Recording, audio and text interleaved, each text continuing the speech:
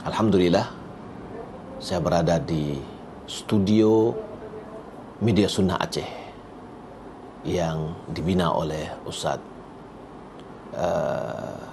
Abdul Harith dan Ustaz Abu Faraihan.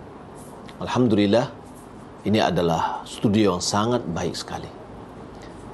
Kecil mungil, tapi nilainya sangat berharga. Saya sangat takjub dengan kondisi di sini, dan kita berharap kepada Allah Subhanahu wa taala, kemudian kepada kaum muslimin semuanya. Mari kita sama-sama membantu gerakan dakwah dari Aceh ini, yang mana Aceh merupakan pintu gerbang dakwah Islamiyah untuk Nusantara. Kita mengenal kerajaan Islam yang pertama adalah di Aceh.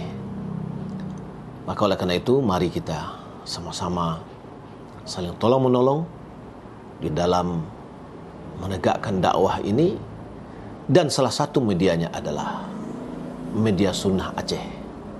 Mari kita sokong operasionalnya, mari kita sokong untuk penyebarannya.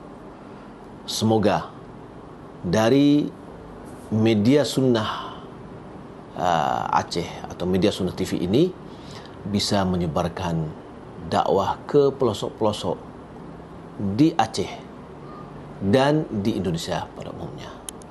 Jazakumullah khair, mudah-mudahan bermanfaat.